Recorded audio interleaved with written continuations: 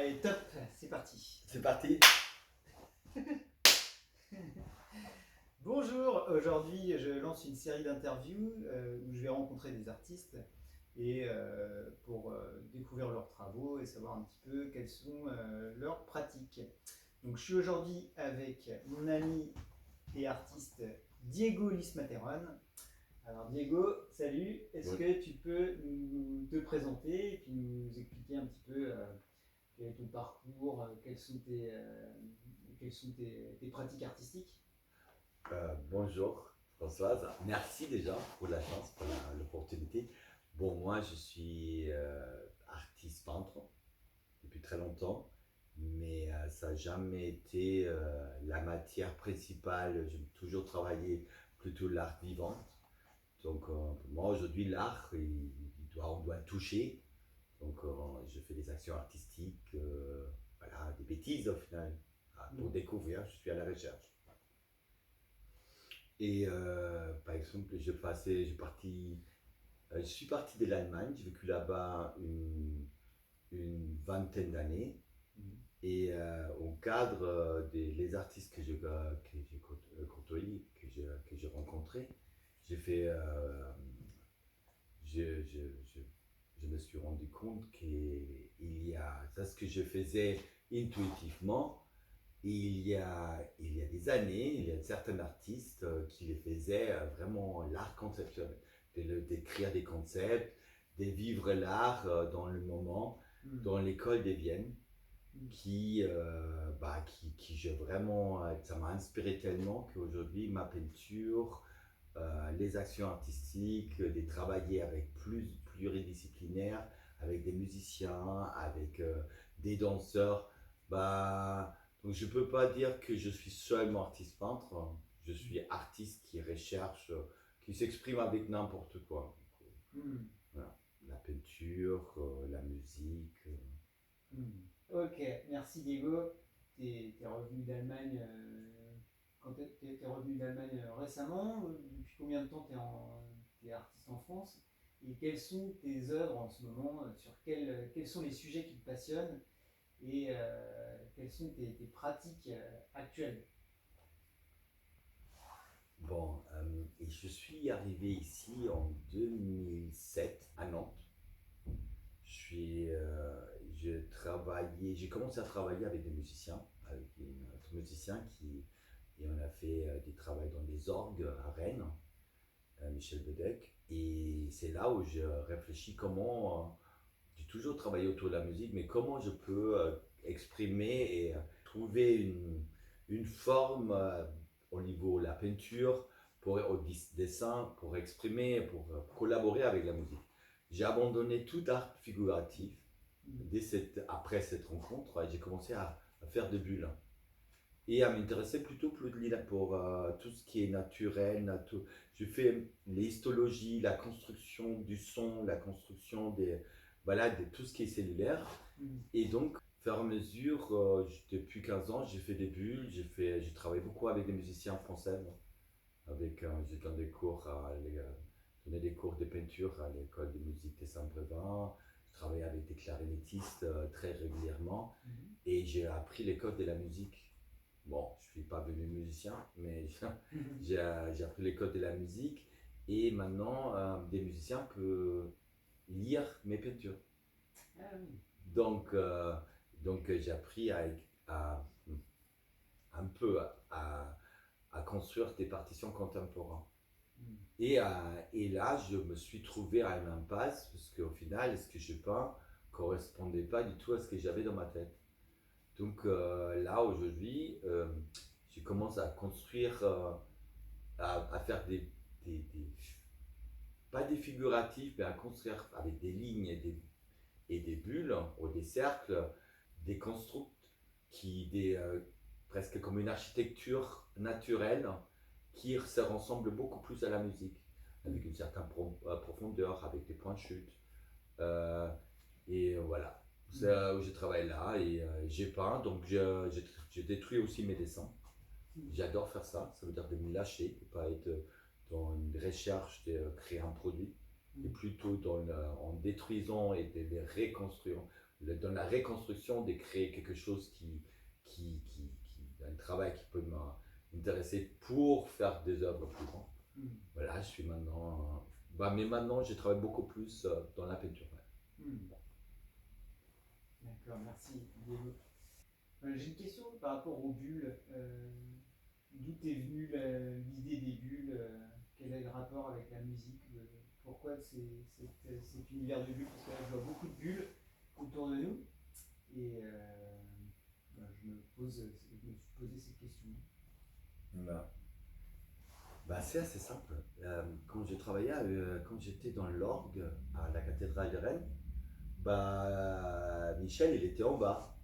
Avec ça, voilà, il jouait, c'était à minuit. Il était tout seul, elle avait la clé de l'église. Et moi, j'étais dans l'orgue. Et comme tu es dans l'orgue, il y a des pics partout. C'est des immenses tuyaux de toutes les tailles.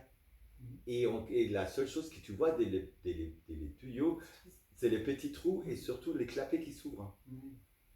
Et à chaque fois qu'il utilisait l'orgue, il a des clapets qui s'ouvrent et se ferment. Et je me dis, et j'ai commencé à faire des cercles. Et quand Michel a vu ça, il m'a dit, mec, ça c'est la musique. Et donc on était d'accord que ça c'est notre symbole pour que je visualise la musique. Voilà, c'était un accord entre un peintre et un musicien. D'accord. Voilà, et donc après là, j'ai dit, ok, ça c'est ta signature, et maintenant on construit. Donc tout est intuitivement. Il n'a pas une vision dès le début. Voilà. Quand je fais des bulles, ça se construit à la recherche de beauté. Et est-ce que tu penses qu'il y a une relation entre la taille des bulles, la couleur des bulles et des notes, ou des harmonies, des instruments, ou est-ce que c'est complètement libre et laissé à l'interprétation des instrumentistes et des artistes avec lesquels tu travailles? Au fur et à mesure que j'ai commencé à travailler vraiment très avec une recherche artistique avec des musiciens, vraiment avec Nelly Jalera, qui est clarinettiste, elle s'est approprié un peu ce que je faisais, mais elle a dit qu'il faut qu'on écrive une légende. Et justement, cette légende, elle a dit, c'est plus facile pour les enfants, pour les musiciens, de lire tes œuvres si on donne à chaque instrument une couleur. Donc le bleu à la personne il peut choisir une couleur. Donc le rouge ou le bleu pour le vent, les clarinettes, le noir pour les tambours, le rouge pour les pianos. Et donc, et après, il y a la dynamique aussi. Donc, voilà, au final, c'est ça. La taille des bulles, c'est plutôt. C'est des graphes jusqu'à très ambigus, par exemple, mais on les décide ça dans les légende. Tu le vois, tu lis la peinture, mais tu écris à côté,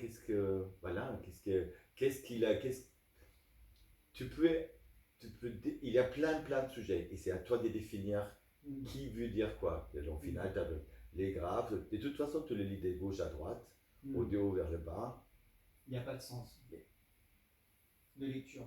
Il a pas de sens de lecture. Hein. Ça dépend. C'est toi qui décides le sens. Et avant d'avoir cette idée, est-ce que tu avais connaissance des travaux de Cornelius Cardew, par exemple? Non. Non, pas du tout. Malheureusement, Tu connais maintenant ces travaux? Ouais. C'est très beau. Il a défini justement une manière de décrire la musique de manière totalement graphique. Et ça a donné naissance à des œuvres qui sont ces partitions, qui sont, de mon point de vue, des œuvres même graphiques, qui sont déjà belles en soi. Et ensuite, elles viennent des œuvres auditives. Donc, moi, ce qui me plaît dans ta pratique, c'est aussi l'alliance de deux médiums, la musique et l'art graphique. Et je crois que tu en ajoutes une troisième, parce que maintenant tu fais en plus de la performance avec cette pratique-là. Donc ça ajoute un côté touché, un côté plus matière physique, comme tu dis que tu préfères avoir le côté tangible et sensitif de l'art. C'est une pratique que tu veux vraiment garder présente dans ton œuvre. Oui, il y a ce côté-là, mais c'est aussi une philosophie. Malheureusement, aujourd'hui, l'art, il est devenu aussi une sorte d'objet. C'est venu, il est un objet, une décoration. Pas partout, mais on peut l'acheter à Ikea, on peut l'acheter à n'importe quel magasin, on peut acheter. Il y a des gens, il y a des artistes qui créent c'est l'artisanat. Mais une vraie recherche artistique, ça veut dire la construction d'une œuvre, la création, la transformation d'une idée, d'un papier à une sculpture, bah on ne la voit pas. Mais c'est ça l'art. Et c'est pas ce qui reste à la fin. Ce qui reste à la fin, c'est ce nombre des heures et heures de travail et des réflexions de l'artiste. Et là, moi aujourd'hui, j'ai décidé de montrer plus ma recherche et ma démarche artistique. Et à la fin, l'œuvre qui reste ne m'intéresse pas du tout. Ça, c'est l'objet que je stocke, mais qui a pour moi plus de valeur parce que il m'a ramené à une autre démarche. Tu vois, c'est voilà. Okay. Alors, comme tu n'as pas réellement de produit fini, quelle est ta technique et tes moyens de faire découvrir ton art? Bah, justement, Insta, Facebook, et inviter les gens à vivre l'art avec moi dans les performances. Donc, j'organise des installations où les gens peuvent participer et peindre avec moi, par exemple. Ou voir peindre, voir d'autres artistes travailler. Mais pour te dire, c'est pas tout. Bon, là, j'ai exagéré que l'œuvre à la fin ne m'intéresse pas. Mais il faut être réaliste aussi. Donc, si je ne veux pas le brûler, donc il est accroché chez un pote dans son super appartement au-dessus de cheminée. Et l'idée, si quelqu'un il veut, il est fait pour être vendu. Mais cette œuvre-là, il m'a ramené à d'autres idées après. Mais moi, je fais pas pour. J'ai pas fait cette œuvre-là qui est accrochée pour l'exposer dans une galerie. Par contre, j'ai fait tranquillement une centaine de photos de cette œuvre pour montrer la démarche. D'accord. Ouais, d'accord, j'ai bien compris que la démarche est bien plus importante que la finalité inscrite dans l'œuvre. Pour moi. Dans un support ou dans un. Ouais. Ouais, d'accord. Et malgré tout, tu utilises quand même Instagram et des supports numériques, donc ce qui démontre quand même une volonté d'élargir ta zone d'influence et de découverte. Donc, est-ce que tu es au courant des NFT, de la blockchain, de tout ce nouveau pan de l'art qui commence à se diffuser sur Internet? J'ai déjà entendu parler, surtout par toi et par d'autres potes qui se connaissent plutôt dans ce domaine-là. Moi, je suis pas old school, mais ça m'a jamais intéressé. Et je suis plutôt dans la pratique, avec les pinceaux, les dessins, dans le maintenant. Moi, l'art numérique, j'utilise le numérique, mais je ne le voyais pas comme art avant. Jusqu'à que j'ai fait connaissance de toi, des Françoises, de l'autre Françoise qui crée son art, il est complètement numérique, il est créé avec un ordinateur, c'est magique. Donc, et j'adore ce qu'il fait. Donc, et fur et à mesure, je suis sensibilisé sur ça. Mais NFT, honnêtement, si tu ne m'aides pas, je ne veux pas le faire. Tu vois, et je vois qu'aujourd'hui, je ne peux pas dire ça ne m'intéresse pas. Ça, ce n'est pas le concept. L'idée, c'est de connaître, de l'exploiter et après dire oui ou non. Mais je ne pense pas parce qu'il y a tout un monde là qui il y a tout un univers que je ne connais pas, que j'ai envie de découvrir. Et j'ai commencé avec Insta, que je me suis rendu compte qu'il a un accès à n'importe quelle personne au monde qui est connectée. Donc c'est un univers que je commence à exploiter, mais tout petit, tout petit.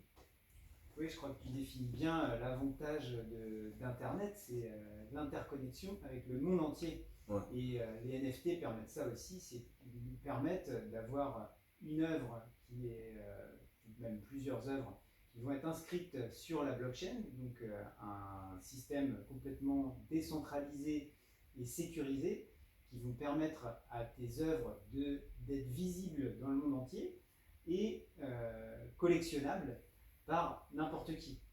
En plus, elles vont pouvoir rester dessus jour et nuit. Donc, si un Américain, pendant que tu dors, a envie d'acheter ton œuvre, tu le sauras même pas. Mais ça se passera. Tu vois, il y a ce côté, il y a cet avantage-là aussi, le côté complètement hors du temps, quoi. Et peut-être même que si l'œuvre que tu as créée un jour sur la blockchain n'est vendue que dans 100 ans, bah, ce seront tes petits-enfants qui en profiteront. Donc voilà, ce côté-là, je trouve ça assez intéressant. Je le trouve assez intéressant. C'est nouveau. Et moi, je suis comme toi, bien que j'ai une grosse pratique du numérique, parce que je suis un ancien ingénieur informatique, donc c'est aussi pour ça que je me suis intéressé à la technologie et que j'ai vu son potentiel assez directement. Et aujourd'hui, j'ai quand même envie de questionner le support, même si j'ai déjà la sensation qu'il va s'imposer et que on le voit déjà dans le marché de l'art. Le marché de l'art se numérise totalement. Donc, oui. Je l'ai dit dans une autre de mes vidéos, mais le rapport Hiscox déjà le présente. Il y a plus d'un quart des collectionneurs qui commencent à affirmer qu'ils vont investir dans les NFT. Il y a plus de 80% de ce marché-là qui s'est numérisé. Donc, pour moi, c'est vraiment un domaine sur lequel il est intéressant de se diriger. Voilà. Donc, moi, si tu veux, Diego, je t'accompagne dans la numérisation. Alors, est-ce que ça t'intéresse? Oui. De réfléchir, on pourrait réfléchir à une façon de numériser certaines de tes pratiques, tes performances, tes tableaux, même tes concepts et tes réflexions, et réfléchir ensemble comme ça à des moyens de l'amener à un niveau numérique et à un niveau donc futur. Est-ce que ça t'intéresse? Oui, ça m'intéresse beaucoup parce que j'ai vu des travaux d'autres artistes et moi, ce qui m'intéresse, c'est vraiment de transformer ce que je fais dans... J'ai vu qu'il y a des barrières. Simplement, les virtuels peuvent me donner une mode d'expression vraiment 3D. C'est-à-dire qu'il y a qui j'ai pas, je peux bouger dans l'espace qui n'existe pas. Il y a un espace, voilà, déjà l'illusion, donc il y a tout un univers à découvrir. Et mais imaginez ça, donc je pars complètement dans l'inconnu. Ça m'intéresse beaucoup. De transformer, mais parce que bon, tout ce que je fais, c'est 2D. Au final, c'est pas réel. Tu vois, c'est que je m'approche de quelque chose qui est la nature, mais ça reste quelque chose qui s'approche seulement. Donc, de créer quelque chose qui, au final, dans ce monde-là, n'existe pas, parce que c'est dans un monde pas imaginaire, mais apparemment, il s'est construit. Ça peut être le monde où on vivra dans le futur. Voilà, toi, donc je me pose plein de questions. Et si tu m'accompagnes à découvrir ça, voilà, ça serait plus sécuritaire, plus sûr pour moi, parce que je pense que c'est tellement vaste que peut-être je me perdrais. Oui, le monde que tu décris comme ça, c'est ce qu'on appelle aujourd'hui le métaverse. Voilà. C'est un monde en 3 dimensions qu'on peut visiter à la fois sur notre ordinateur, mais qu'on peut visiter vraiment également en 3 dimensions dans des expériences totalement immersives avec des casques de réalité virtuelle. C'est Alors, maintenant, on peut l'expérience sensitive purement réelle du toucher n'est pas encore présente, mais j'imagine qu'un jour ça arrivera. Et par contre, on peut déjà interagir entre nous dans ces mondes virtuels en 3 dimensions avec des personnes qui sont vraiment qui se situent à l'autre bout de la planète. Donc au niveau de l'interaction artistique, c'est aussi très riche d'entrer dans ce genre de monde, puisqu'on va pouvoir rencontrer des artistes du monde entier. Donc, moi, c'est ça aussi qui m'intéresse dans ce monde-là, c'est de réussir à rencontrer des artistes qui émergent à l'autre bout de la planète. Et en 2 secondes, on se retrouve côte à côte. Dans un lieu numérique comme ça pour discuter, pour faire une exposition. Ouais, faut se grouiller parce que je suis pas sûr que ça enregistre. Donc. C'est pas drôle. Ouais. Donc, est-ce que tu aimerais que je t'accompagne dans le monde numérique et dans ces cas-là, quels sont tes blocages actuellement? Pour te dire, comment on commence, si on n'a aucune connaissance des moyens, les moyens, les matériels, il y a que j'achète où le truc, est-ce qu'avec mon téléphone j'arrive à faire, est-ce que je dois créer des œuvres dans le monde numérique pour que ça soit un NFT, est-ce que je peux utiliser mon travail actuel et les transformer. Donc j'ai plein d'idées, mais je sais pas du tout où commencer. Eh ben, c'est très bien, comme ça on va pouvoir organiser ça sur les prochains épisodes. Avec un grand plaisir, Eh bien, merci Diego pour cette interview.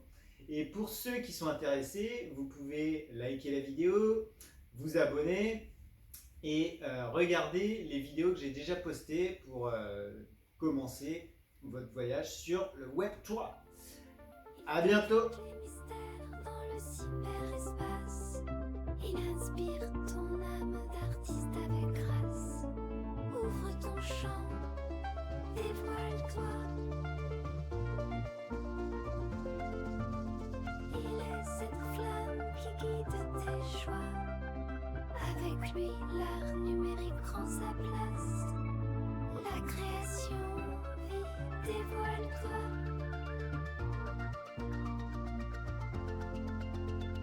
Il explore les frontières de l'éther digital. Il n'y a plus de batterie, alors. Du virtuel au réel. Laisse parler ton cœur. Voilà, il y a eu un coupage dans le montage, c'est parce qu'il n'y avait plus de batterie. Allume tes joies. Avec lui forge l'avenir de l'art qu'on trace.